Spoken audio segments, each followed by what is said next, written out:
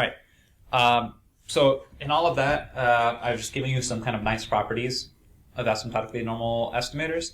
How do you actually show that an estimator is asymptotically normal out in the real world? So how is this useful?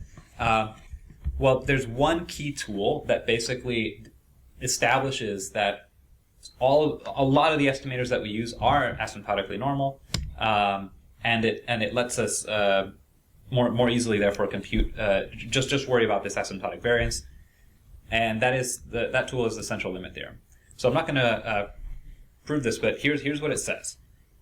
It says that any sample mean, so if you have 1 over n of zi, and these zi are IID from some distribution, common distribution, so each zi is distributed according to z, then in large enough samples, this starts to look a lot like a normal distribution that has centered around the mean of z, and the standard deviation is this quantity here. So it's the square root of the variance of z divided by n. So this is actually exactly the thing that we were looking at before. So here what this says is that the variance of z is the asymptotic variance of this sampling estimator. So to get the variance for a given number of data points, let's say we had 100, all we would need to do is know the variance of z, take the square root of that, divide it by the square root of n, done. And then that's our standard error that we need. So all we need to estimate is the variance of z. So I'll show you a little bit more about that later.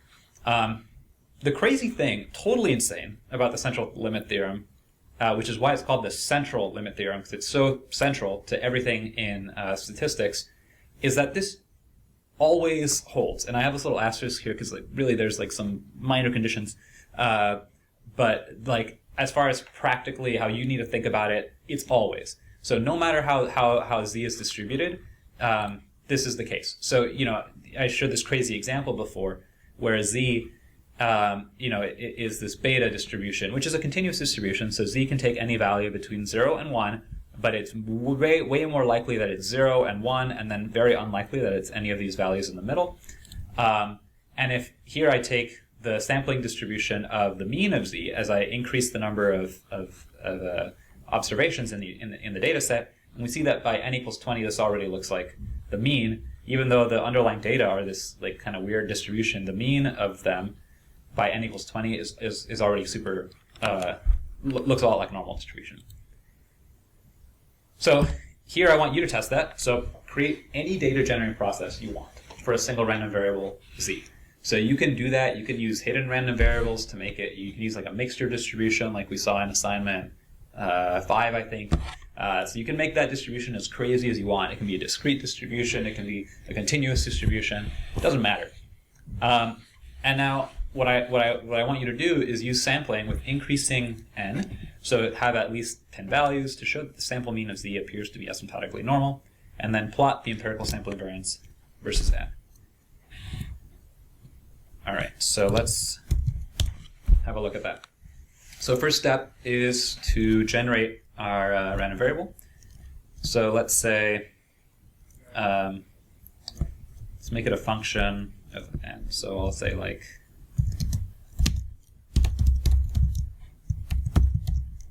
n.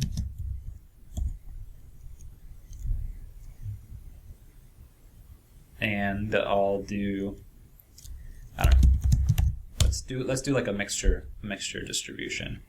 So I'll do some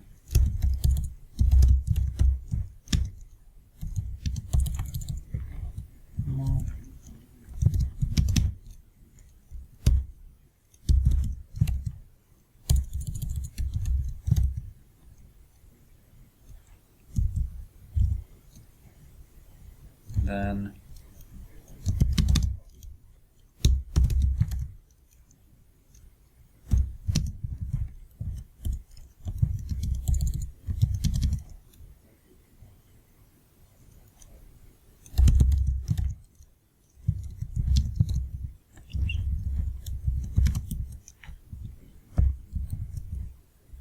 all right, so let's test this out. what does this look like? So just say I want, let's do this a little different. What is DGP? And here, just X. Okay. So let's say if we generate 10 samples, what does this look like? Just to test it out. Okay, so we got some random numbers here. What is the distribution of X here? What's the density of X? Well, let's just sample a lot from it, and then we can put it into ggplot, and then see what this looks like. Okay, so kind of interesting. It's this. Let's do it even more. See if this takes too long. Okay, great. So you may recall this from assignment 5 or whatever. So this is a really weird distribution for that you could cook up for random variable. So let's go with this one. And what I want to show is that if I am sampling from this random variable, if I take the mean of that across the sample, as I increase the sample size, the sampling distribution of that starts to look normal. All right. How might we do that? So let's write up code for an experiment. So in the experiment, it's going to happen, let's say of size n. We're going to sample a data set of that size, and then we're going to get the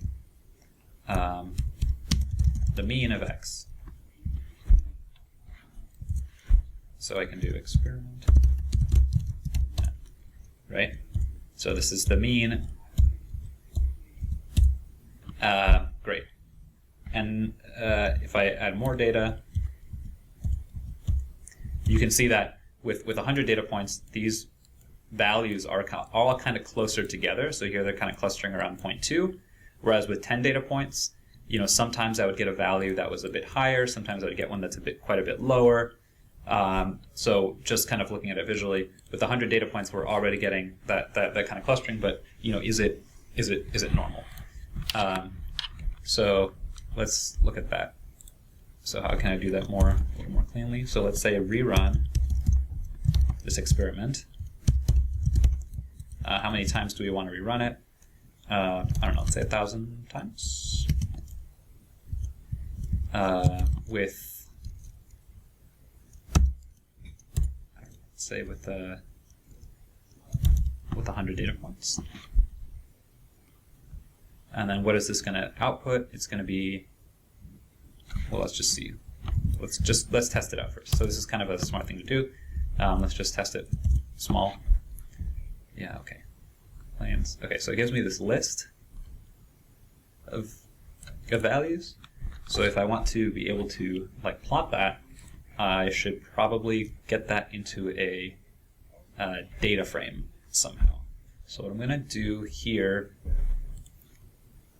is, in this function, I'm going to estimate. I'm going to output this as a data frame instead.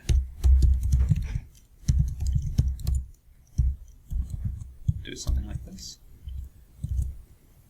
So what I get here is now each time I run it, I get this data frame as one little column estimate, and then here I can just glue all those together. Okay. Sorry. Okay. Right. So here we go. So this is in run 1. This is my estimate. Run 2, so on and so forth. So now I can scale this a little bit. And let's plot it. That part is just this.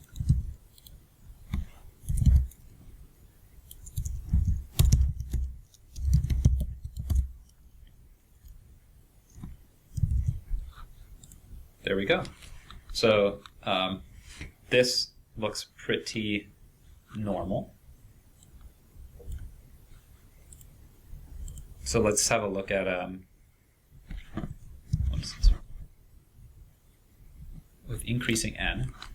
So let's say here, so this is the value n. So let's say n is equal to 10 to 200. Okay.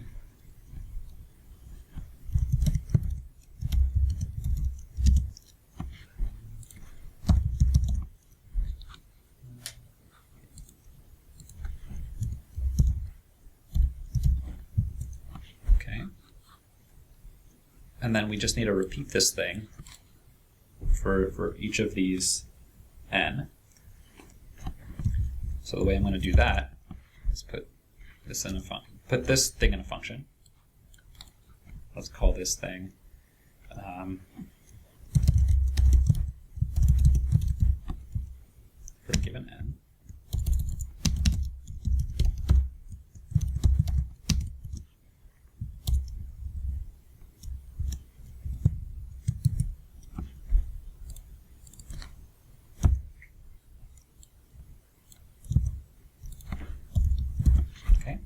So, and let's get rid of the plotting here. And let's add on a column that just says what n is. Okay, so let me show you what that looks like. So now we have sampling, distribution, and let's get the sampling distribution for 100 like we were doing.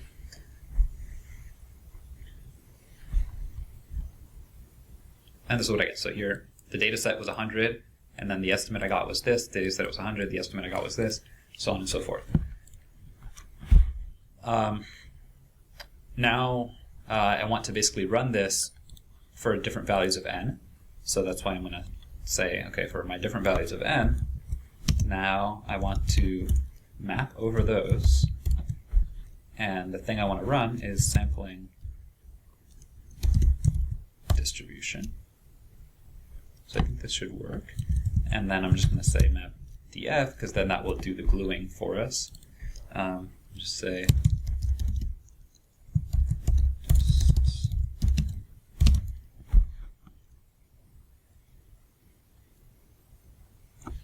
let's make sure that this works.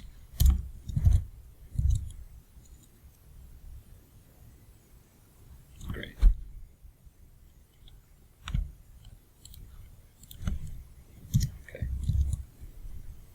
All right, so let's run that. And while it's running, we can write our code to do the relevant plotting. So we're going to do ggplot.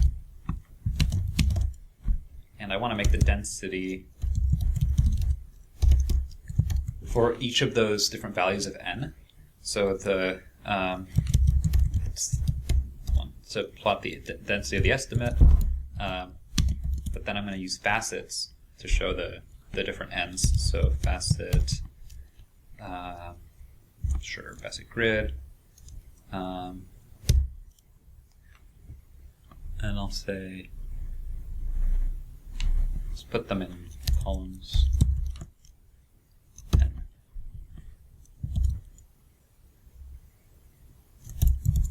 How does that work? Like this. All right, there we go. What do we get? So, so it's exactly what we expect. So already for with just 10 observations, it's already pretty normally distributed. And as you add more and more, it continues to be so, and it gets more and more peaked, basically as we expect. And so we can do other stuff with this, right? So let's look at what actually the variance is for each n. So we can do sampling, dist, and then group by n, and let's take the variance of the estimate. Let's look at that. Don't I have, oh right, great. Okay. So for the sampling variance for 10 observations is like 0.06, and then it goes down all the way to 0.00296 by the time we get to 200. So we can plot that if we like. Let's actually do something else first. So let's see what so here for this data generating process. Let's see what is the variance of x. What is the variance of x? So how do we do that? Well, we sample some obscene number of samples, and then we just ask what's the variance of x, right?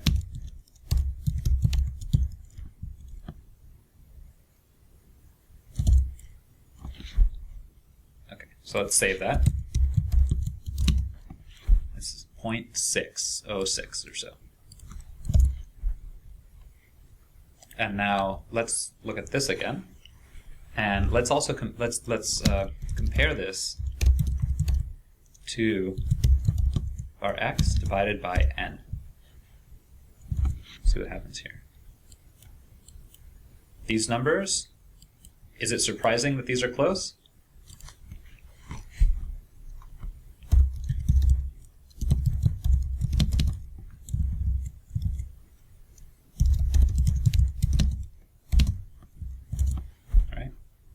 So this is the empirical the variance of the actual sampling distribution that we estimated just by sampling a whole bunch of times data sets of this given size, and this is the predicted variance, which is what it should be, the variance of x divided by n, because this is why is it this? This is what the central limit theorem says here. All we're doing is taking a mean. So here I called it z, but in the code I was calling it x.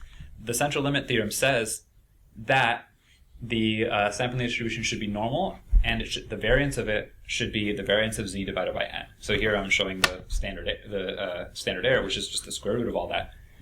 So if I'm just talking about the variance, then the variance of this sampling distribution should be the variance of z, 1z divided by n, which is what we have calculated here. So we calculated the variance of x, the underlying random variable, and we've just divided that by n, and we see that these are super close. So just kind of the discrepancy is just due to this, really, which is that we're generating the sampling distribution by sampling 1,000 different data sets. But if I set this up to some ridiculous number, it would take a really long time, but we would get even closer agreement. And I mean, it's already insanely close, like here. So yeah, this really works, which is a trip, right? So this is another way to look at this is that if we instead look at the density of estimate times square root of n, what does that look like? These are basically all the same. So it has stabilized so instead of shrinking down, now we've kind of blown it up by the exact right amount, and that exact right amount is square root n, so that as you increase n, the sampling distribution of this blown up thing stays the same. It's kind of trippy. And what is the variance of any of these? Well, we can look at that. So here, another way to do this would be basically the variance of estimate times square root n.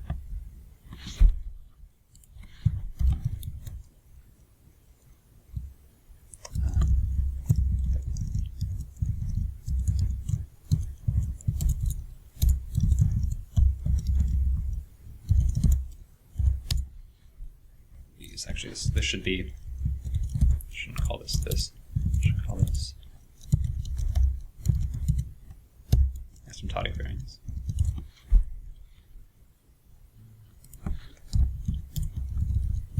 Okay. So this is what we were looking at before. We had the empirical variance and the predicted variance, and then over here, what I'm plotting is just what the asymptotic variance. So I've stabilized. I'm asking what is the width of this distribution as I increase n, where this distribution is the distribution of the estimate times square root n. And so this is how I do that. and I see that asymptotic variance, so it's slightly different, right? Because for each of these, they really, I'm doing sampling, so there's a little bit of variability in how wide these all are, but it is all remarkably close to around, like 0.6, 0.66, right? And in fact, we know that the asymptotic variance by the central limit theorem should just be the variance of z, which is this, right? So var x is 0.6, and which is what we're getting at, here. So in small samples, okay, maybe it's not exact, right? But as we increase the sample size, we get very, very, very close to this behavior of the limiting asymptotic normal distribution. So that's a lot to wrap your head around. So I do encourage you to play with this yourself. I'll send out or post this code. But yeah, here, you could have done this with whatever, if I had chosen this to be, W or whatever, all of this would be the same, basically. You can set up this distribution however you want, and all of this will still work. You'll still get results that look like this, where this number is basically some constant that is equal to the variance of x, and then these two columns will look pretty much the same, and they are both, each of these is basically just this number divided by square root of n. That is it's divided by n. So, yeah. So you can already see that here, right? 0.66 divided by 10 is 0.66, and so on and so forth. Cool. Hopefully that was helpful. So that's the central limit theorem. And hopefully this has convinced you that it's a thing. It does happen. So, basically the sampling distribution of sampling means is normal.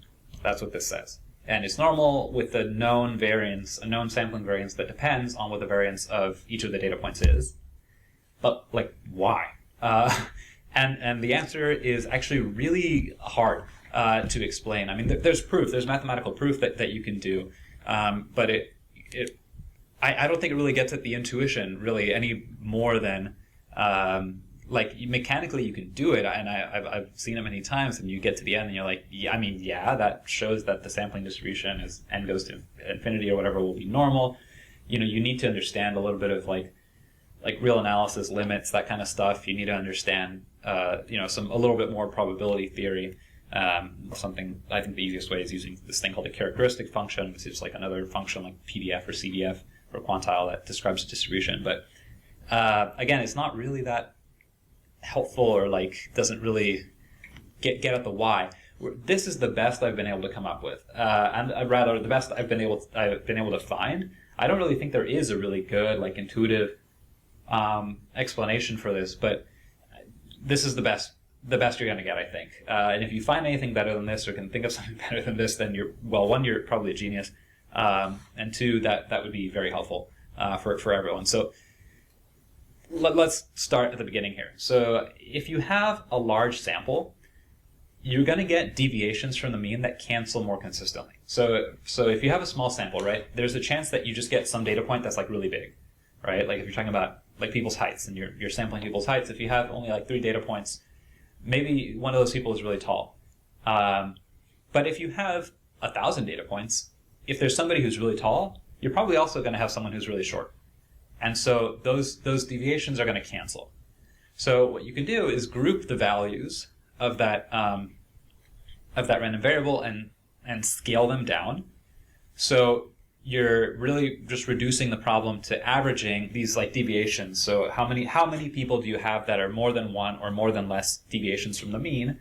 And since and there each of those will have probability of 50-50, and then ask how many different ways are there relatively in which these data can add up to seeing a deviation of size d from the mean. And then you do some counting, you take limits, and the thing you end up getting looks like e to the minus d squared over 2. So d here being the deviation. What is this? Well, this is actually precisely the core part of the density of the normal distribution. So the density of the normal distribution is, if this is the value of x, you need to divide this by square root of 2 pi. I think, and then this is a standard normal. So pretty weird. If you're curious about this, I would look into like the special case of the central limit theorem if the underlying variable is a Bernoulli, just like coin flip. So you're averaging a whole bunch of coin flips, and you're trying to figure out what the proportion of heads is. The proof there you can do, without too much. I mean, it's a lot of algebra, but maybe it'll give you a little bit of intuition if you're curious. But if you just want to kind of believe me, that's fine. You're in good company. So, summarize central limit theorem again. Any sample mean, no matter what distribution Z has, any sample mean is asymptotically normal. So this random variable is asymptotically normal. It has mean, true mean, that is the same as the true mean of Z. It has true variance, that is the same as the variance of Z divided by N.